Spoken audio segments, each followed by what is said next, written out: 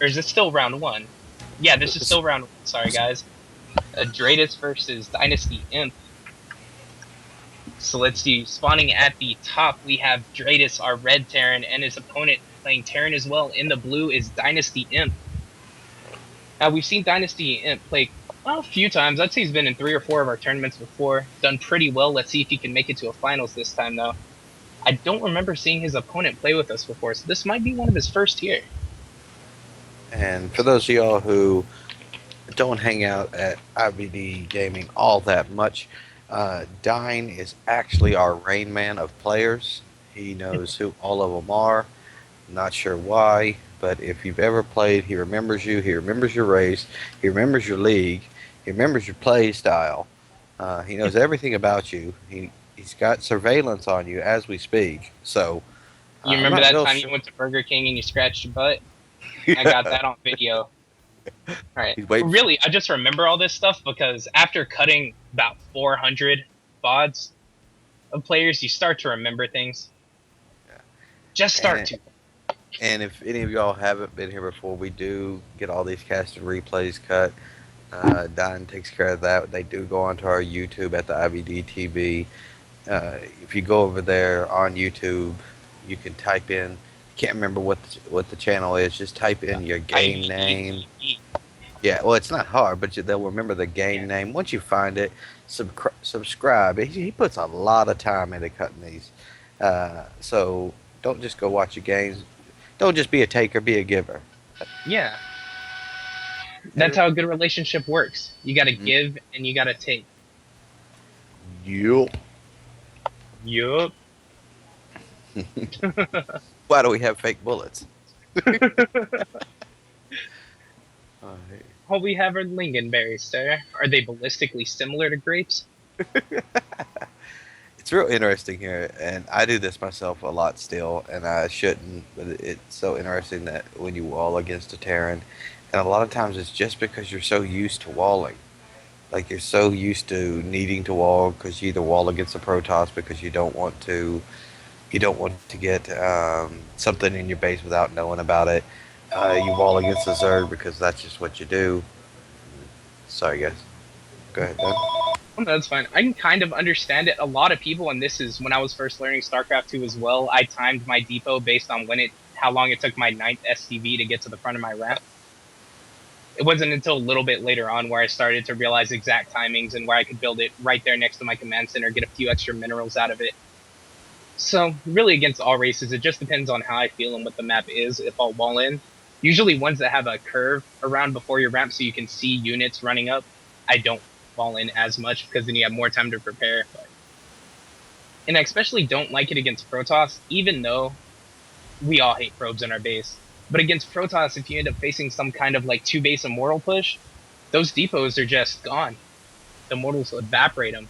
But now let's see, we have Dradis throwing down 2 barracks here, getting his double gas as well. Double gas coming down for his opponent with his second barracks coming up now too. So very similar builds, except we have the CC there on the low ground for Imp, whereas Dradis has went ahead and put his in his main just for safety. Yeah. Which is always a pretty smart idea, but we do have a bunker finished up for Imp now, so he should be able to hold any kind of little push that comes. But both these players playing very similarly. We just have extra racks basically for Imp right now. See, I kind of Sorry, I differ. thought he was on 4 racks. Sorry about that. He is on 3, so they're both doing pretty much the same build. And I'm a little bit different than a lot of Terrans in this regard. Is that this early where you're going to do this like one racks expand or one racks one gas expand? I kind of am more on Imp side of this, that you go ahead and start putting in place while you're getting that bunker in place, because look at how it actually times itself out. We've already got mules that are immediately called in. Dradis is still saturating his main, which isn't the worst idea. Now he's trying to, but this move time that early in the game, there's not a whole lot that can hurt you that early on. So, me personally, I'm kind of a fan of just going ahead and getting down there and building it. The third, I understand completely why it's in base, but if you're planning on bunkering up at the front anyway, it just seems to me it makes more sense to go ahead and just build there. Yeah, it really does. I feel like it's more about player preference than anything. Because I'm the same way. I like to go and build it on the low ground. I feel if you're gonna fast expand, you need to fast expand. I mean, it's just a risk that you take by going ahead and getting your base that much quicker. But now we have Imp setting up a little bit of a wall so we can kind of have a funneling effect. He has his factory coming up as well, so we should see siege tanks here pretty quickly. Stem's going to be out a little quicker for him as well. Plus one's a little bit behind though, but still pretty similar builds coming up. Yeah, well, one of the biggest differences that could be an impact late game is that Imp is got the double engineering bay, so he's working on two upgrades at once. So yeah, he's a little bit behind on getting that +1, but unless Dradis goes to hit uh, just as fast as he can, um, then he's going to actually be rolling a little bit behind on his upgrades. So that'll be kind of interesting to see um, And this on how double this is eBay going to play, play out. we've actually been seeing this double eBay play from in TBT quite a bit lately. It seems to be evolving into kind of the norm here. Well, if you're going bio, you Yeah, I mean, Dradis hasn't even scouted his opponent, so for all he knows, there could have been like Banshees incoming, something like that. So we're seeing. that could I mean, explain that early eBay. we're also seeing. Dynasty hasn't taken a look at Dradis either. So at this point, they've both been flying blind. They're going And in oh, now. push is coming in right now. Let's see, Bunker gets taken out, but there should be enough here from Imp to go and hold this off. He's got plenty of Marines left, and Marines just kind of roll through Marauders. Yeah. And he timed that just one hair early because the battle was almost over when his +1 finished. So he only had just a few units left attacking when that with that +1, which could have made a little bit bigger of a difference in that engagement there. Almost Uh, definitely. It's just a little trickier on these newer maps when you don't know for certain the travel distance time. Like, let's say Antigua. You know exactly how long it takes you to get from your base to your opponent's base, so you can time out those timing pushes. As stupid as that sounds, a little bit easier on more established maps. now that we're seeing some medevacs rolling out for Imp as well, he knows that he did a really good job holding that. I'm expecting that he's going to start pushing out at any moment here. And there he goes because Yeah. he's got his stem, he's got his +1s, he's got his combat shields, and he's got his medevacs out. Go ahead and he's about to have that armory finished, so he's going to be starting his +2s while we're still on just +1 attack And coming it's a on. little But I do. surprising because Oh, go go ahead. ahead.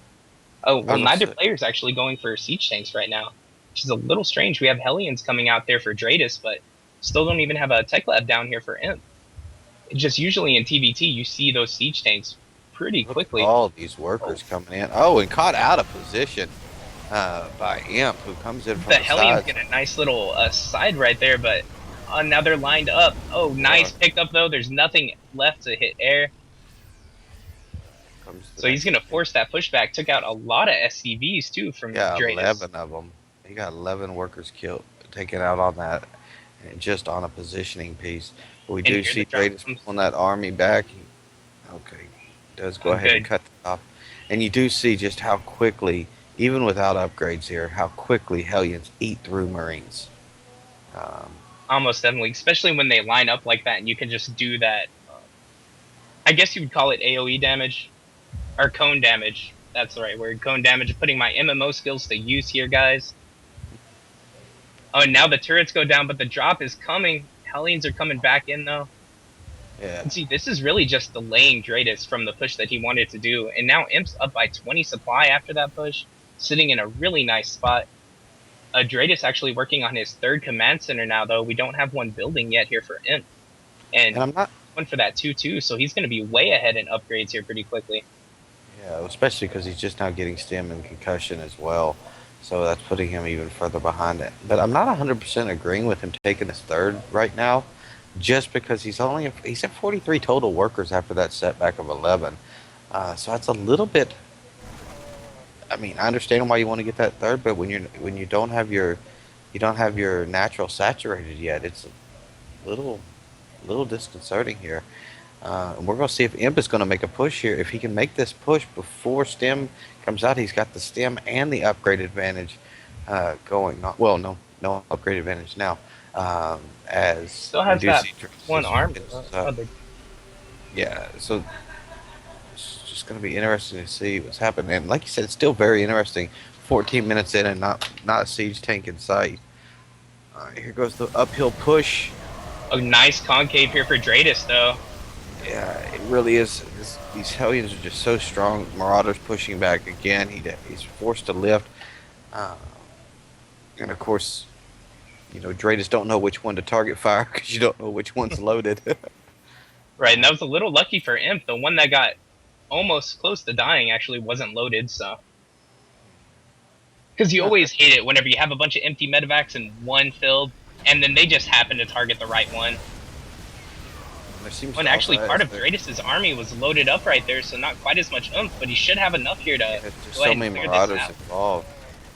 And I think that Dradis actually made a mistake there. He was going to go land his third, and then when he pulled his army out, his third moved with it. And now it's just sitting out in the middle, and I think that was just a misclick.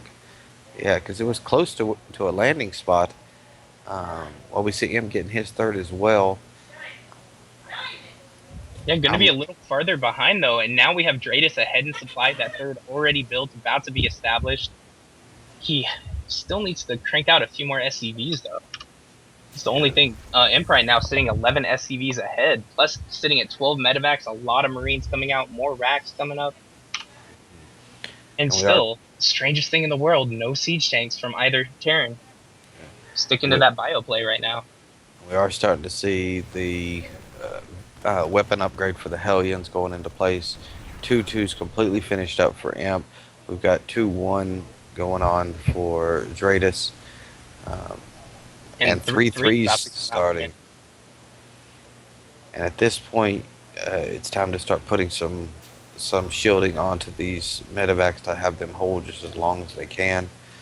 Um, Again, another thing I love about hops. Or hots. Don't know why I said hops.